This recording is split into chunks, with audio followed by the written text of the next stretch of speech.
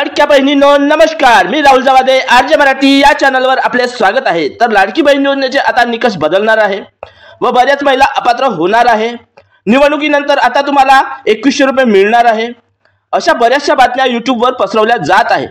तर या बातम्या कितपत खऱ्या आहे व या बातम्यामध्ये कितपत सत्यता आहे व लाडकी बहीण योजनेचे निकष खरंच बदलणार आहे काय व लाडकी बहीण योजनेमधून आता महिलांना अपात्र केलं जाणार आहे काय व 2100 रुपये तुम्हाला या डिसेंबर मध्येच मिळणार आहे काय, या सर्व बातम्याची पडताळणी आपण या व्हिडिओमध्ये करणार आहोत व याबद्दल सविस्तर माहिती आपण या व्हिडिओमध्ये समजून घेणार आहोत।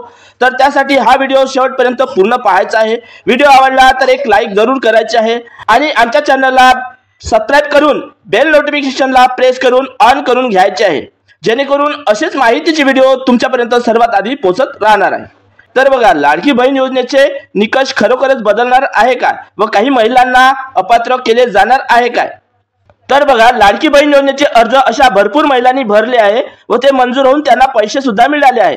ज्या महिला या योजनेसाठी पात्रच नव्हत्या, म्हणजे लाडकी बहीण योजनेच्या निकषामध्ये येत नव्हत्या, तर मग तुमच्या मनात आणखी हा एक प्रश्न उपस्थित होईल की जर या महिला लाडकी बहीण योजनेच्या निकषात येत नव्हत्या तर मग पात्र कशा झाल्या। तर बघा, महाराष्ट्रातील शिंदे सरकारने निवडणूक समोर असताना या योजनेचा निवडणुकीत फायदा होईल या उद्देशानेच ही योजना चालू करण्यात आली होती आणि निवडणुकी अगोदर या सर्व प्रक्रिया पूर्ण करून निवडणुकीच्या अगोदरच हे या योजनेचे पैसे वाटप करायचे होते आणि महिलांचे एवढे सारे अर्ज व्यवस्थित चेक करायला वेळ लागू शकत होता। एवढे सारे अर्ज व्यवस्थित चेक करणं शक्य होत नव्हतं आणि म्हणून बहुतेक सर्वच अर्ज मंजूर करण्यात आले व काही महिलांनी खोटे डॉक्युमेंट्स दाखल करून अर्ज भरले व ते सुद्धा मंजूर करण्यात आले।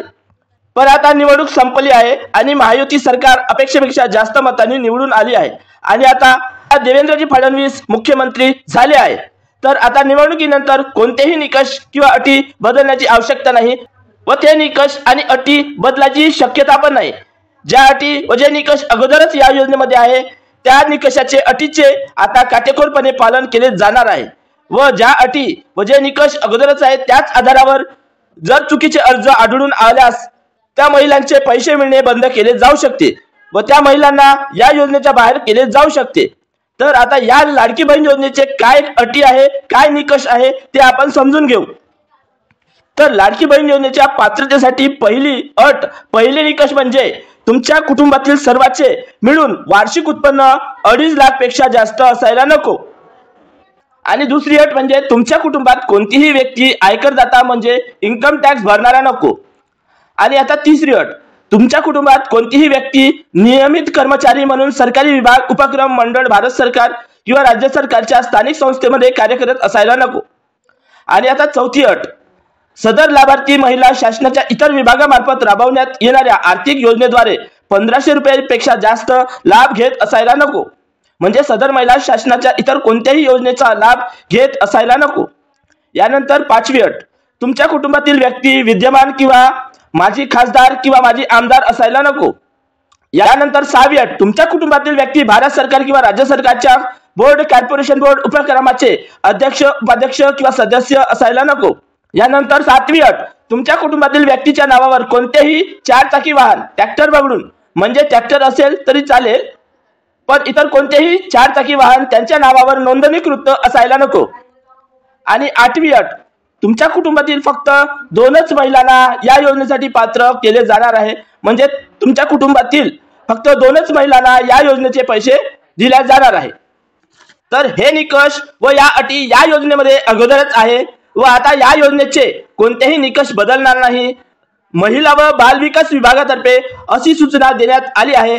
फक्त या निकषाचे, या सर्व अटीचे आता काटेकोरपणे पालन केले जाणार आहे आणि लाडकी बहीण योजनेच्या अर्जाची पडताळणी केली जाऊ शकते आणि ज्या महिला या निकषात बसत नसेल अशा महिलांना या योजनेचे पैसे मिळणे बंद होऊ शकते व या योजनेच्या बाहेर केले जाऊ शकते। तर आता माननीय एकनाथजी शिंदे यांनी निवडणुकीच्या प्रचारादरम्यान जर आमचे सरकार आले तर आम्ही 1500 रुपये ऐवजी 2100 रुपये देऊ अशी घोषणा केली होती व त्या लाडक्या बहिणीने आता त्यांना भरपूर मतदान केलं आहे आणि त्यांचे सरकार पुन्हा निवडून आले आहे। तर आता 2100 रुपये तुम्हाला कधी मिळणार आहे। तर बघा, माननीय एकनाथजी शिंदे यांनी निवडणुकीच्या प्रचारादरम्यान घोषणा केली होती व आता त्यांची सरकार पण आली आहे।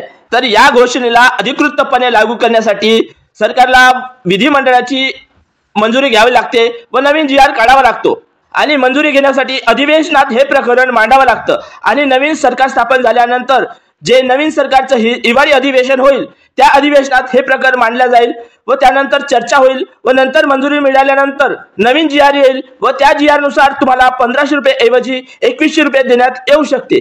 तर या सर्व प्रक्रियेला 2 ते 3 महिन्यापेक्षा जास्त वेळ लागू शकतो। तर ही प्रक्रिया पूर्ण होऊन 2100 रुपये मिळण्यासाठी जवळपास तुम्हाला मार्च एप्रिल महिना लागू शकतो। म्हणजे या योजनेअंतर्गत तुम्हाला 2100 रुपये एप्रिल किंवा मे महिन्यात मिळू शकते। तर तोपर्यंत तुम्हाला या योजनेअंतर्गत 1500 रुपयेच हे मिळत राहणार आहे। तर ही होती या योजनेबद्दलची या निकषाबद्दल आणि 2100 रुपये बद्दलची माहिती। ही माहिती आवडली असेल तर एक लाईक जरूर करा व आमच्या चॅनलला सबस्क्राईब करा। तर मी राहुल जावदे पुन्हा भेटू एका नवीन व्हिडिओमध्ये। तोपर्यंत गुड बाय, जय हिंद, जय महाराष्ट्र।